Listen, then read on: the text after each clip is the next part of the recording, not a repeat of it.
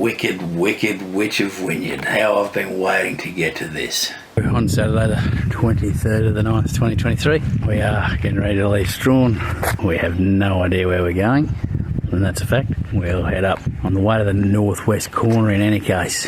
We'll have a look at Waratah, maybe Yolla. We'll see where we end up, how the day goes, how the drive goes. So we didn't really know where we were going to end up on this particular day. We originally thought maybe Waratah, but by the time we got to Waratah it was still pretty early in the day, so we thought we'd push on. We were heading towards the northwest coast where we could cover places Arthur River, Cape Grim, back up to the big flower farm at Table Cape. So by the time we'd had lunch at Waratah we thought we'd push on. Drive from Strahan, and we genuinely didn't know where we were going to stay, took us back through Roseberry and up through that solid set of mountains, Mount Murchison and whatever range that's a part of. And look, we've been to Waratah before, but we didn't spend long there. So we had lunch in Waratah at the Bischoff Hotel, a bit of a walk around Waratah, and lo and behold, in the Bischoff Hotel is this awesome piece of memorabilia of Big Dave Foster, world champion woodcutter, more than 1,000 championships. He's right up there with Phil the Power Taylor, world champion darts player, or retired world champion darts player, but Big Dave could cut wood. So there's a big photo of Dave there with some acknowledgement of his records. Really quite a nice place. It was quite a cold day. We had lunch there, a little bit of a walk around, had a bit of a look in an old museum, completely unattended, just open, not asking for any money. Had a quick look at the waterfalls. There are a couple of walks you can do through the forest and up the hill. We probably needed to keep going, and we did. I got pulled up by a guy as we were about to get in the car, asking how I found the Ford. He'd been waiting for one for ages. He'd been waiting for that long. He sold his other four-wheel drive and went and bought an MG, and he was going to sell the MG and get back in the Ford. I just makes my head spin, that type of economic activity. Anyway, had a bit of a chat to him. Allegedly the car was at ARB getting $20,000-$30,000 worth of upgrades. So my head's now fully spinning. Anyway. The old town of Waratah. Beautiful still water, nice reflections. Tin mining town.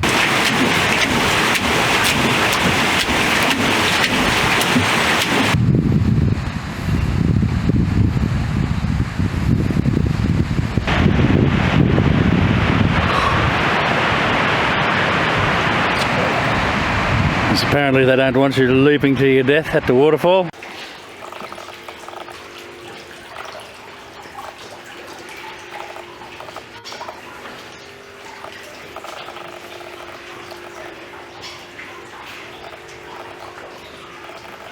The next set of mountains road was a bit narrower, corners were a bit tighter. But anyway, we got through it, as you do. A fair bit of logging going on through that area. They seem to be logging in that area mainly regrowth forest. Now, I see somewhere the other day that someone was saying we're not logging any regrowth forest, you're just not old enough. It needs to take a trip through Tasmania. And look, I don't agree with logging the old growth forest. If we grow forests to log, then we log those forests, as ugly as it still does make the land. We stopped at, there's a little pull over at Hellier Gorge, stopped there, made a coffee, had a bit of a walk around one of those little shelters where everybody writes. Bill and Tom was here, 11th of the 11th, 2022, that sort of stuff. Took a bit of video of that for posterity. And we'd been through a little place called Yolla before, and we thought, oh, it'd be nice to stay there. So we rang ahead, and the pub or tavern provided camping. No cost camping, just come in and have a meal. And the lady on the phone said, yeah, no, we've got a band playing all afternoon, it'll be a great afternoon. So we pulled up out the front and walked in, and I just got an overwhelming feeling of creeped out. And old mate took us out the back, or out to the bar. There's nobody there, no band, not a soul. That overwhelming creeped out feeling continued. He showed us where to camp and where to park. So at that stage we were still going to stay there and have a feed. So we went to go back to the car, and there's a guy parked in the driveway, just sitting there talking to another bloke. So we went and sat in the car for maybe 15 minutes, and he didn't move. So I thought, no, well, stuff this, we'll keep going. So next destination was probably Wynyard. Beautiful drive, by the way, really scenic. So first option in Wynyard was the showgrounds, but a couple more clicks on the W's and the showground was closed for camping. There was this place down on the beach, and I do mean right on the beach, right on the Bass Strait. Beautiful location.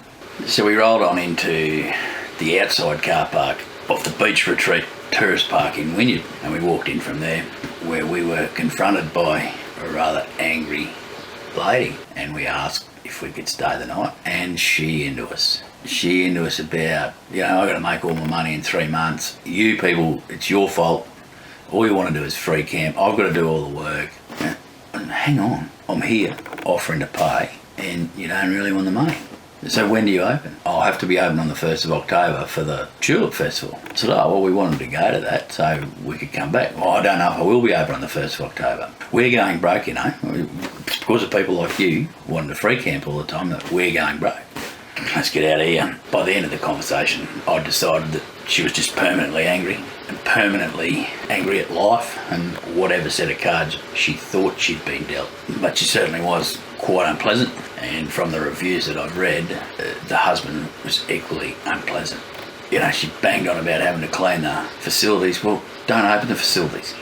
Just need somewhere to park. I'll pay top dollar. Give me some water, some power. You'll hardly even know I was here. It was a performance for the ages. Anyway, couldn't wait to get out of there. As lovely as the place was, I tell you true, 25 to 50 yards to the Bass Strait. If the sea levels rise like they say they're going to rise, it'll be under. It'll be under soon. Now, I don't give reviews, and I rarely read reviews. But when we hold up later this night in Stanley, I read the reviews of that place, and they really do seem like quite an atrocious couple managing that van park. Beautiful, beautiful location. She also fed a bit of gossip. Oh, the one at Stanley's just been sold to Big Four, and the Big Four at St Helens is going to close, and the Big Four at Coles Bay is going to close. And I said, well, you know, they're doing a lot of work at Coles Bay. They're doing a lot of work at St Helens on those caravan parks. We've just stayed there. Oh, she said, you know, you're not in the industry, you wouldn't know what you're talking about. So off we went, and the lady at Stanley couldn't have been more helpful. We were quite late at the time we got in. She actually waited back for us. And you get to thinking about people like this. And usually often I find that people want to blame other things for their malaise and their problems. If they just took a little bit of a look at themselves, they are the problem. And there's no question, she was the problem. I'm not a people person, I couldn't do the job. If you're going to be in that game, then you need to be a people person. You need to handle situations a little better. You don't want to be blaming your potential customers for the ills of your industry. And you need to get a little creative, a little innovative in how you sell your space. This woman was just cranky, wishing it would go back to 1957, maybe 1960. She wasn't going to change for love nor money.